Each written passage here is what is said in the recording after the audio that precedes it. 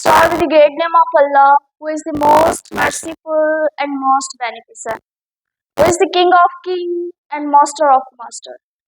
Good afternoon, dear teachers, dear students, dear classmates, and my brother and my sisters. I am Tabassum Naz Vassan, and today I am going to present one of the most essential and fascinating invention in the world of electrical engineering, transformer. So, without transformer, the electricity cannot be safely at a long distance. So, this transformer, today this presentation, I will explain what transformer is and how its work, its types, and its parts, and why transformer is one of the most important in our daily life. So let's start my topic, transformer. So word transformer, first of all, what is the transformer?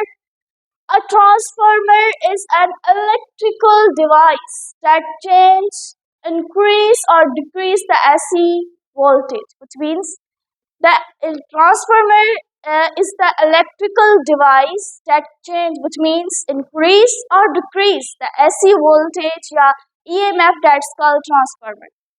यानी transformer एक अहिड़ी device आहे जेका AC voltage खे या AC EMF खे increase कराए या डिक्रीज कराए, दैट्स कॉल्ड ट्रांसफार्मर. इहो ट्रांसफार्मर आहे.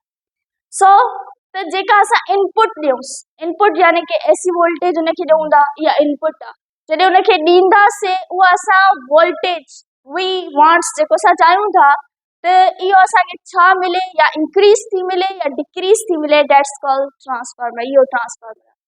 सो असां अचूं था त जेको transformer, as we know that, तव्हांखे ख़बर आहे त जेके असांजा एरियाज़ वग़ैरह आहिनि उते जेके बि स्ट्रीट्स आहिनि उन्हनि जे पोल कॉर्नर वटि जेके पोल आहिनि उन ते असांजा ट्रांसफार्मर्स लॻल आहिनि. सो उहो ई ट्रांसफार्मर तव्हांखे अॼु स्टडी करायां थी त उहो ट्रांसफार्मर हूंदो छा आहे, उन जो वर्क कीअं आहे. असांजे हाउसिस में एतिरी अप्लायंसिस यूज़ थी थियनि त कीअं थी थियनि.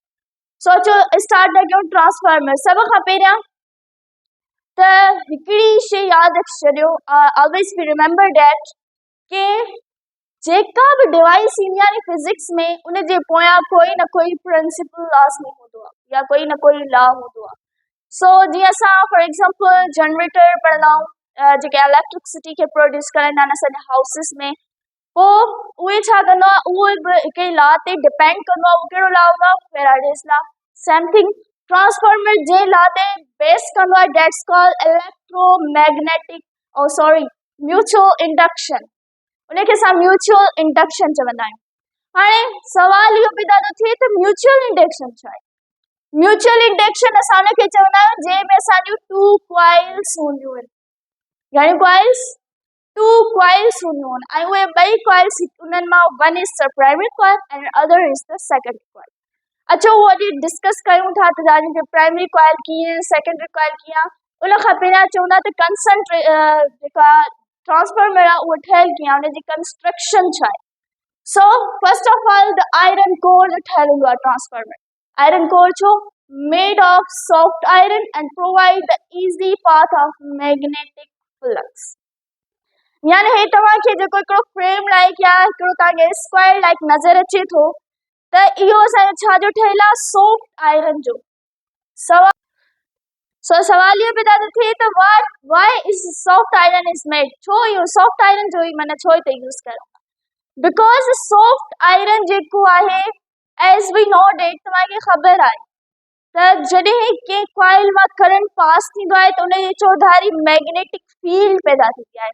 ऐं उहा मैग्नेटिक फील्ड, जॾहिं हीअ मैग्नेटिक फील्ड इन प्राइमरी कॉइल मां असां पास कराईंदा करंट खे, उन चौधारी मैग्नेटिक फील्ड प्रोड्यूस थी थिए.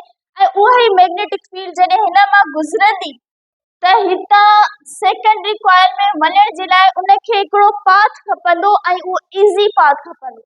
ऐं उहो इनखे केरु प्रोवाइड कंदो आहे? That's called soft iron.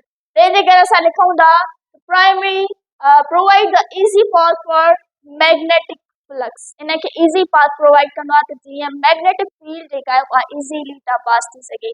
उनखां अलावा तमामु घणा सारा लॉसिस थींदा आहिनि, जीअं हिस्टेसिस लॉस थी वियो, एडी करंट वारो, उन्हनि खे बि डिक्रीज़ कराईंदो आहे, तंहिंजे करे असां हिते आयरन जो यूज़ कंदा आहियूं। सेकेंड आहे in the primary coil and secondary coil, that's called mutual induction. So connected to input, हमेशा यादि रखी छॾियो त हीअ असांजी मिसाल तौरु फ्रेम लाइक आहे, त हितां प्राइमरी हिनखे चई था सघूं या हुनखे प्राइमरी, प्राइमरी तव्हांजी मर्ज़ी आहे जंहिंखे बि चओ, पर ऑलवेज बी रिमेंबर डेट कि प्राइमरी असां उनखे चवंदासीं जिथां इनपुट ॾींदासीं, यानी जंहिंखे इनपुट ॾींदासीं उनखे प्राइमरी चवंदासीं, जंहिंखे असांखे आउटपुट मिलंदी that's called secondary coil. So तंहिंजे करे असां चवंदा त primary coil connected to input voltage and secondary coil connected to output voltage. So second point आहे produce magnetic field when current flow and produce a transform voltage. So अचो त मां तव्हांखे इहो सम्झायां थी कीअं। फॉर एग्जांपल हिते चवंदा त input in AC voltage, input output in AC voltage. सवाल इहो पैदा थो थिए त एसी वोल्टेज ही छो डीसी करे था सघूं, बिकॉज द डीसी is unidirectional, not and DC cannot be change their direction, DC cannot change their magnitude, but AC can change their magnitude and AC can change their direction. कीअं? For example हिते primary coil असां ये primary coil चई सघी, इहो जेका आहे secondary coil आहे, ऐं प्राइमरी कॉइल जेका आहे हिन में बि इंड्यूस ईएमएफ थिए थो, हुन में बि इंड्यूस ईएमएफ थिए थो, पर जेको प्राइमरी कॉइल में इंड्यूस्ड ईएमएफ थिए थो उहो आहे सेल्फ इंड्यूस्ड ईएमएफ। ऐं सेल्फ इंड्यूस्ड ईएमएफ यानी सेल्फ इंडक्शन। सेल्फ इंडक्शन जो मतलब छा आहे? जॾहिं प्राइमरी कॉइल में चेंज इन करंट थिए ऐं उन ई सेम कॉइल में असांजो इंड्यूस थिए EMF, that's called self induction. So हिन में असांजो छा थो थिए? सेल्फ इंडक्शन थो थिए, सेल्फ इंडक्शन। लेकिन अदर बी कॉइल में चऊं त जेकॾहिं हाणे हिते वरी असांजो म्यूचुअल इंडक्शन थींदो। म्यूचुअल कीअं? जॾहिं असां प्राइमरी कॉइल में करंट खे चेंज कंदासीं, change in current in primary coil, ऐं उन जे करे ई असांजो सेकेंडरी कॉइल में इंड्यूस थिए EMF, that's called mutual induction. इहो वरी छा थियो? असांजो म्यूचुअल इंडक्शन थियो। सो हिते इंड्यूस्ड ईएमएफ थियो, हिते वरी असांजो छा थियो? Mutual induction. सो इहो असांखे ख़बर आहे जॾहिं त इहो डिपेंड ई करे थो चेंज इन करंट ते, जॾहिं चेंज करंट ते डिपेंड कंदो त डीसी में त चेंज ई न आहे थींदो, जॾहिं चेंज ई न थींदो त असांजो इंड्यूस कीअं थींदो? ईएमएफ करंट खे प्रोड्यूस थींदो। तंहिंजे करे असां डीसी यूज़ न कंदा बल्कि एसी यूज़ कंदा। सो अचो न त induced EMF in primary coil, जेके बि शयूं असां जेके फैक्टर्स इन प्राइमरी कॉइल हूंदा उन्हनि खे असां always be showed at the P. For example number of turns in primary coil, voltage in primary coil, voltage थी वई, number of turns थियो, power in primary coil थियो, EMF in primary coil, EMF and voltage are the same thing. Okay? So induced EMF in primary coil, induced EMF secondary coil. हाणे तव्हां चवंदो त हे ॿई equation त सेम आहिनि, पर असां छा चयोसीं त फैक्टर्स खे इन्हनि खे शो कंदासीं। हिते थी वेंदो इन primary coil and secondary coil, voltage in primary coil, voltage in secondary coil. So last में असां छा कंदासीं? इन ॿिन्ही खे डिवाइड कंदासीं त असांजी जेका one of the most essential equation of transformer जेकी ठहंदी उहा ठहंदी VS divided by VP is equal to NS divided by NP, यानी voltage in secondary coil divided by voltage in primary coil and number of turns in secondary coil, number of turns in primary coil. कीअं? Number of turns secondary coil for example असां 100 खणूं था, just imagine कयो 100 खयूं था ऐं उन खां बाद में number of turns in primary coil 50 खयूं था, आंसर ईंदो 2 ऐं 2 उन खां बाद में जॾहिं हीअं कंदासीं त VS इज इक्वल टू थी वेंदो 2VP, यानी VS में जेके हूंदा उहा ट्वाइस ऑफ वोल्टेज हूंदी इन प्राइमरी कॉइल। सो इहो हुयो असांजो फिगर में, तव्हांखे सम्झ में अची वियो त इहो हुयो असांजो ट्रांसफार्मर। अचो त हिन जी कुझु कंडीशन्स आहिनि, कंडीशंस या उन्हनि खे तव्हां टाइप्स चओ त सेम थींदा। फॉर एग्जांपल चए थो त if number of turns in secondary coil greater than number of turns in primary coil, जेकॾहिं number of turns in secondary coil वधीक हूंदा, number of turns in primary coil घटि हूंदा, यानी असां इनपुट थोरी ॾियूं असांखे आउटपुट वधीक मिले ऐं असां चाहींदा बि आहियूं त असां इनपुट हुनखे थोरी ॾियूं असांखे आउटपुट छा मिले वधीक मिले त पोइ हिते जेकॾहिं सेकेंडरी में नंबर ऑफ टर्न्स वधी वेंदा त पोइ उन जे करे वोल्टेज जेका आहे उहा इंक्रीज थी वेंदी इन secondary coil that's called step up transformer इनखे असां स्टेप अप ट्रांसफार्मर चवंदासीं नाउ सेकेंड इज द जेकॾहिं इफ कंडीशन आहे if number of turns in primary coil is greater than number of turns in secondary coil जेकॾहिं असां उनखे output वधीक ॾियूं इनपुट असांखे घटि मिले यानी प्राइमरी में टर्न्स वधीक हुजनि प्राइमरी में वोल्टेज वधीक ॾियूं ऐं असांखे आउटपुट यानी सेकेंडरी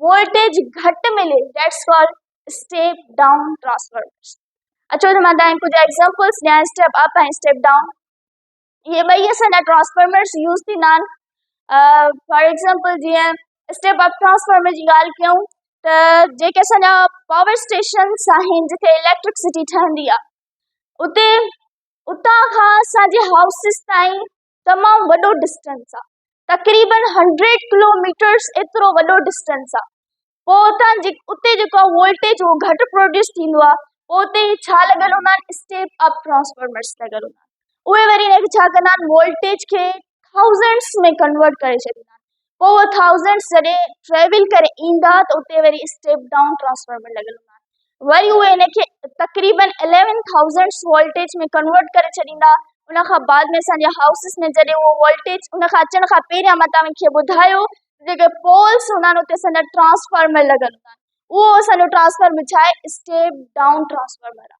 उहो छा कंदो उन वोल्टेज 11,000 वोल्ट खे कन्वर्ट करे छॾींदो 220 या 240 जेके असांजे हाउसिस ताईं पहुचनि था वोल्टेज पोइ हाणे असांजे घर में जॾहिं 220 या 240 अची वियो त कुझु अहिड़ियूं अप्लायंसिस आहिनि जिथे इहा सॼी वोल्टेज वरी बि न यूज़ थींदी वरी बि उते ट्रांसफार्मर लॻल हूंदा आहिनि कीअं फॉर एग्जाम्पल तव्हां डोर बेल वठो जेका आहे उहा छा हुनखे नीड हूंदी आहे 220 उहो खणंदी न बल्कि हुनखे नीड हूंदी आहे सिर्फ़ु 9 वोल्ट तंहिंजे करे उहा छा कंदी स्टेप डाउन ट्रांसफार्मर उन सर्किट में स्टेप डाउन ट्रांसफार्मर लॻल हूंदो आहे उहो हुन वोल्टेज 220 खे माना डिक्रीज़ करे छॾींदो आहे 9 वोल्ट ताईं सो इहे आहिनि असांजा यूज़िस ट्रांसफार्मर जो तमामु घणो यूज़ेज आहे असांजे हाउसिस में भले यूज़िस ऑफ ट्रांसफार्मर में अचो जीअं ट्रांसमिशन ऑफ इलेक्ट्रिसिटी मां तव्हांखे ॿुधायो पावर स्टेशन्स ते जहिड़ो ट्रांसमिशन थिए थी उन खां बाद में मोबाइल्स थिया लैपटॉप्स थिया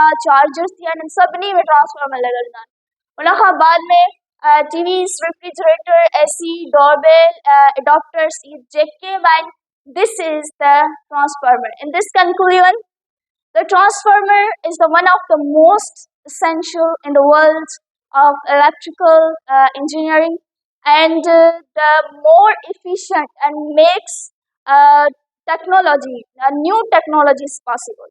So I hope that you understood what transformer is and how it's work and its parts, its types, and why transformer is one of the most important in the world in our daily life. Thank you for listening. Allah